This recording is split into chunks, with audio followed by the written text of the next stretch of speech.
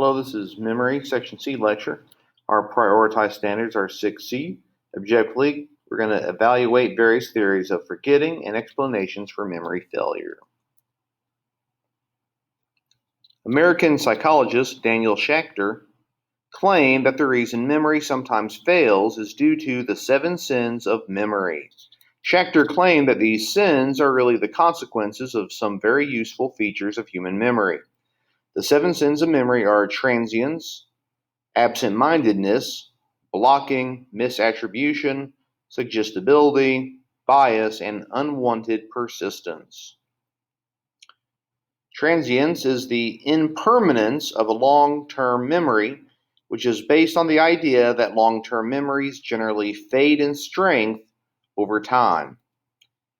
Psychologist Hermann Ebbinghaus studied transience, where he developed what is called the curve of forgetting.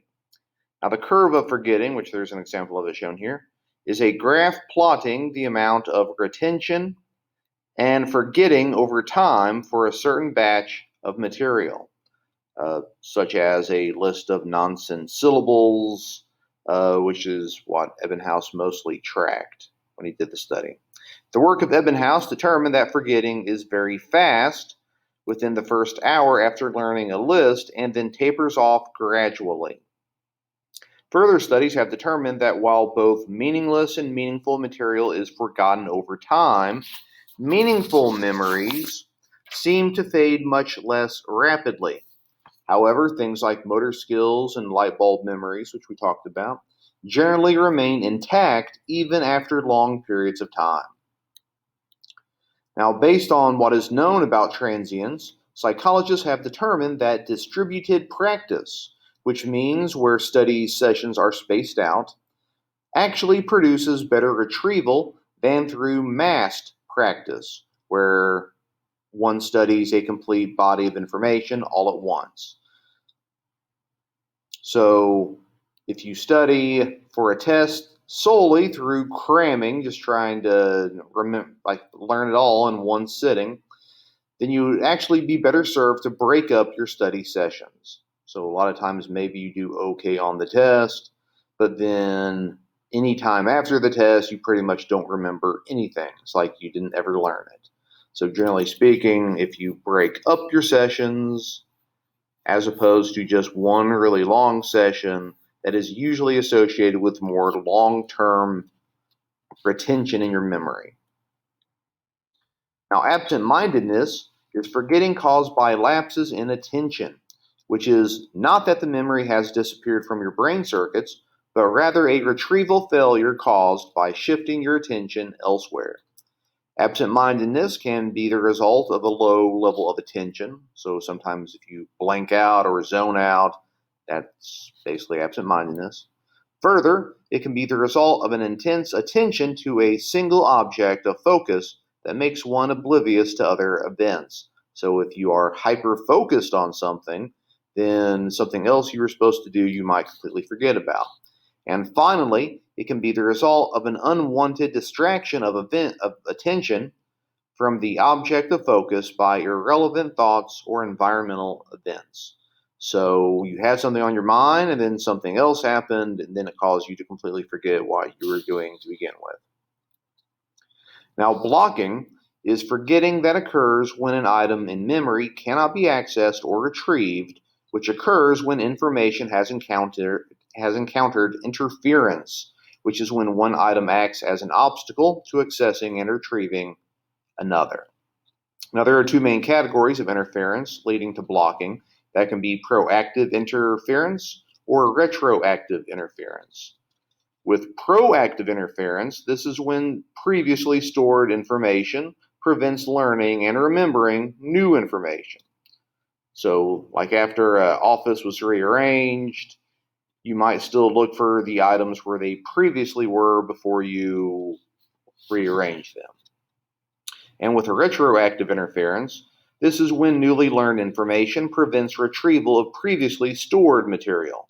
So maybe you're starting to learn French, may actually affect your memory of previously learned Spanish, or vice versa.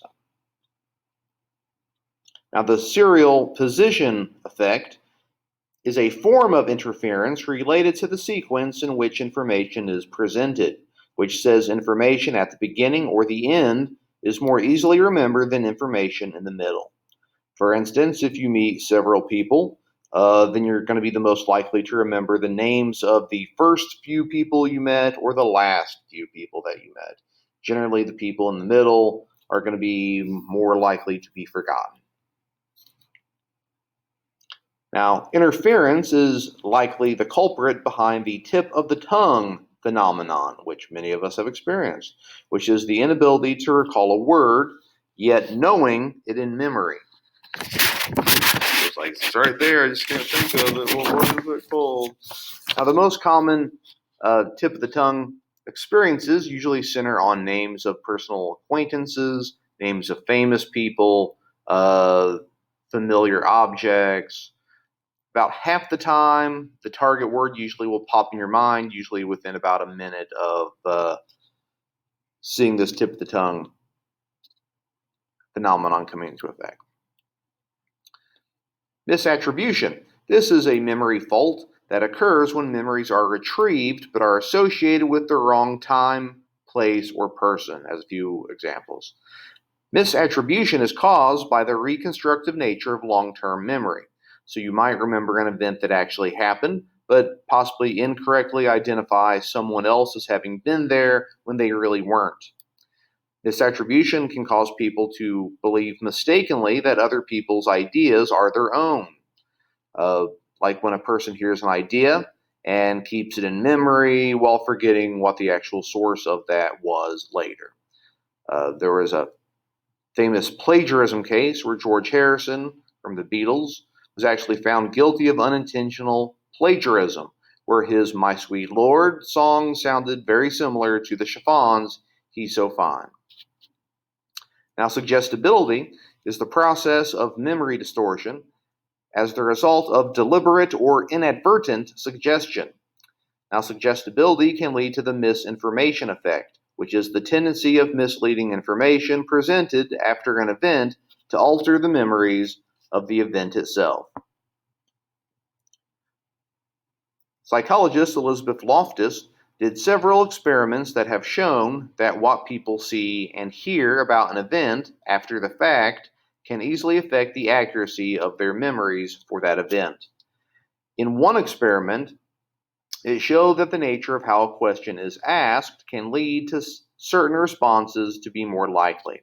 So in the Loftus and Palmer study, participants watched a film where two cars collided, and some were asked how fast were the cars going when they smashed into each other, while others were asked how fast were the cars going when they hit each other. The participants that were asked the question with the word smash instead of hit, they were 25% more likely to believe that the cars were driving faster than they were. Also, evidence suggests that false memories cannot be created for just any kind of memory, but are more likely when the false memory could actually at least be plausible. So in another Loftus study, college students' parents were actually contacted where a list of childhood events were formulated, where the college students were then asked to recall the events. Some other plausible events that never actually happened were added to those lists. For instance, like being lost in a shopping mall, spilling the punch bowl at a wedding, meeting Bugs Bunny at Disneyland, which isn't possible because that's not even the same company, or experiencing a visit by a clown at a birthday party. So after repeated recall attempts on over several days, many students actually claimed they remembered the bogus events that never actually happened. Now, the misinformation effect can actually lead to the false memory syndrome, which is the creation of inaccurate or false memories through the suggestion of others. Now, sometimes this false memory syndrome can happen when a person is under hypnosis. Now, the work of Loftus and others into the role of suggestibility has demonstrated that eyewitness testimony is not always reliable, with several important factors being identified in the accuracy of eyewitness testimony. So research shows that people's recollections are less influenced by leading questions If they are actually forewarned, interrogations can create bias. But if they're not informed of that, then sometimes they can be altered. Now, when the passage of time allows the original memory to fade, people are more likely to misremember information. Also, each time a memory is retrieved, it is reconstructed and then restored, which increases the chances of error. Also, younger children and adults over the age of 65 may be especially susceptible to influence by misinformation rather, in their efforts to recall. But confidence in a memory should be known that that is not actually a sign of an accurate memory. So misinformed individuals can actually come to believe in the misinformation and have a high level of confidence in that. So just because someone is really sure something happened does not actually translate to it actually really happened. Now, bias. This refers to the influence of personal beliefs, attitudes, and experiences on memory, with the two main forms of bias being expectancy bias and self-consistency bias. With expectancy bias, this is a tendency to distort recalled events to make them fit one's expectations. So this stems from an unconscious tendency to remember events as being in agreement with our own expectations. So we felt like, I did a great job on that cake. It was really fantastic. It looked exactly like it was supposed to. So you expected that it did something, but objectively it might not have quite measured up the way you thought it might have. Now, with the self-consistency bias, this is the commonly held idea that we are more consistent in our attitudes, opinions, and beliefs than we actually are. For example, in a study of dating couples interviewed twice, 2 months apart, found that memories could be biased by how well the relationship progressed. So those that continue to like each other after that 2-month period actually remember their initial evaluations as being more positive than they actually were, and the vice versa to that. Now, persistence is a memory problem in which unwanted memories cannot be put out of mind. Persistence is especially noticeable when negative emotions are involved. Intrusive collections of unpleasant events lie at the heart of certain psychological disorders. Those suffering from phobias may become obsessed by fearful memories about whatever their phobia centers around. So snakes, dogs, crowds, spiders, lighting, whatever it might be. Now, in addition to the 7 sins of memory, memory failure can be the result of amnesia, which is a deficit in memory that is often caused by brain damage or some type of disease. The two main types of amnesia are retrograde amnesia and anterograde amnesia. With retrograde amnesia, this is the inability to remember information previously stored in memory. So some event happens, you can't remember the things that happened prior to that event. With anterograde amnesia, this is the inability to form memories for new information. So again, maybe the event happens and then things that happen after that can't actually be remembered. Amnesia can be caused by head and brain injuries, certain drugs, alcohol, traumatic events, or conditions like Alzheimer's disease. Now, Alzheimer's disease is the most common cause of dementia. And by dementia, that means a progressive loss of cognitive function marked by memory problems, trouble communicating, impaired judgment, and confused thinking, with over 5 million cases of Alzheimer's in the United States. Alzheimer's accounts for about 60 to 80% of dementia cases, and dementia usually worsens over time and usually occurring more in old age than in young. Now, the primary memory difficulty in Alzheimer's is usually anterograde amnesia, yet retrograde amnesia can occur as it progresses. Deterioration of the hippocampus accounts for many of the symptoms of Alzheimer's disease.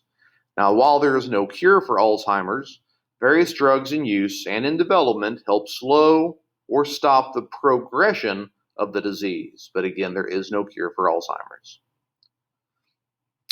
Now, everyone actually experiences infantile amnesia, which is the inability to retrieve memories from much before age 3, which, again, everyone experiences this.